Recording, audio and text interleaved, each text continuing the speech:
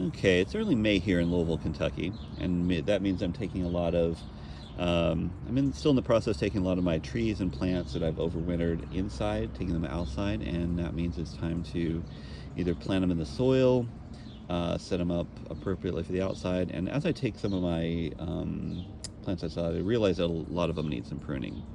So the question is, if you're looking at this in terms of bonsai, this is a pepper, a capsicum. Well, this is an ahi pineapple, which is a capsicum bacatum, I think, and it's overwintered. And I'm going to go ahead and give it a pruning before I plant it in the ground. And I think that this is a great opportunity to kind of practice some bonsai techniques or think about why we prune. Because bonsai is the art of pruning. And I know that for those of us who don't have a large number of trees or who don't want to kind of just whack away at the small number of trees we have, things that are smaller plants or that benefit from pruning, such as pepper plants or basil or things like that, where pruning does benefit the plant in some cases, can be a good time to think about why we prune and what similarities there are with bonsai. So this one, so this is an overwintered pepper plant. I'm zone 7 here in Louisville, Kentucky, and so we obviously can't leave peppers out over the winter. So to overwinter a pepper, first you have to do is dig it out, put it in a pot. And the problem the plant then faces is that it has a huge crown of leaves, and it will die unless you prune it at that point. A plant is, a machine for balancing water, sunlight, and air to generate sugar. And the foundation of that is the water that it can get. That's probably in most cases, that's the hardest thing for a plant to get, adequate water. And if you cut off its root system, then it has all of this foliage that's sucking up water and using water to generate sugar. And it just instantly dies. It's just using water faster than it can take it, it'll die. So when you overwinter a pepper, you first have to dramatically reduce the crown. And you don't need to find the right balance. Usually what you'll do is prune the crown back and then let the plant find its own balance. So in this case, I've never been able to bring a pepper into full dormancy over the winter. I've mostly let it kind of cut it back, prune it back, and then let it grow out. But and so I'll get things like a harvest of peppers before over the winter, a small harvest. Of this one, I just took off about 4 to 5 peppers, 1 mature pod, a bunch of green ones.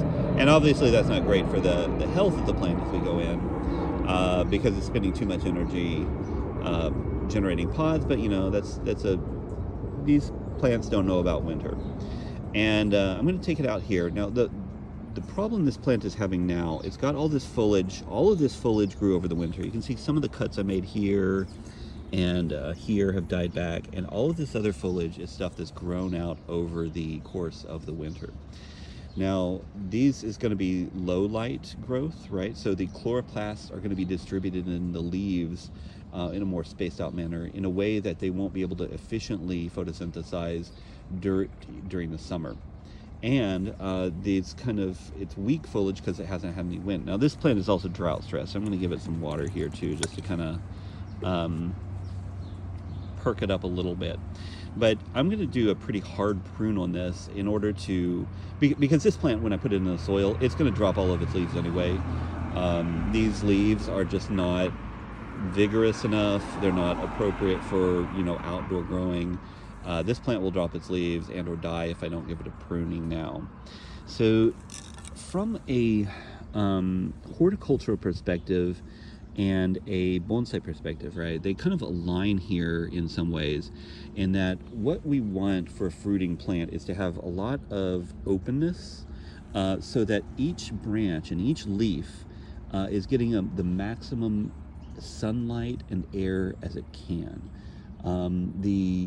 that'll prevent disease from a lot of like pests rooting in like dense foliage, and it'll just get more light to the plant, which helps support fruit production. And one of the things you can see here is we've got lots of leggy branches.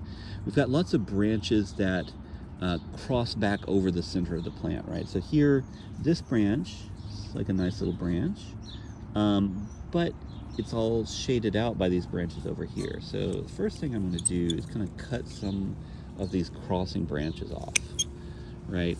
And so this one will get more light. This one crosses back over itself. I'm going to take this one off here. And then this is definitely a crossing branch also. There we go. So the plant has a lot more openness and light to it now. Let's see what else we can do. These branches here are in conflict. They're growing towards each other. I think what I'm going to do is to focus on the openness here. I'm going to take this branch off here. These kind of come out at the same place. So from an aesthetic perspective, these two are in conflict. This one was shading that one, and they're just, it's not very pretty to have them right next to each other. This one here, so this branch would be great if we're growing a cascading bonsai, but having a branch growing directly into the soil is not going to be good for this plant from a fruit perspective. So, and I'll get that one too. Okay, yeah. So this is a much more open plant now, a much better defined branch structure, and this is going to be able to, flush out into an open plant. The other thing you can do here is I'm going to cut these branches here. This is kind of long and leggy. That'll allow more energy to go to these small ones here. This one's leggy, but we have a lot of buds along here.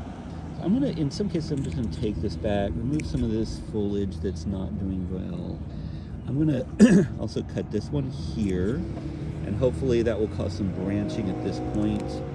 I'm gonna let this one grow out a little bit, and anything I want to do here. So you can see what's happening with these cuts is that it's dying back to the last bud. And if I was growing these for aesthetics, I'd probably prune these back to the branch so it looks a little neater. And I may do that here just to kind of show that process a little bit. There we go. Get some different pruners for this purpose. It's not really necessary in this situation, but I think that the much smaller plant now, should I cut more? I think this just needs a good soak. These leaves will grow out, and then when it gets in more sunlight, it's just gonna flush out in a lot of new growth. And then, next year, be able to go back, prune it. I'm gonna do more of a bonsai style in future years. I'll definitely do that. So.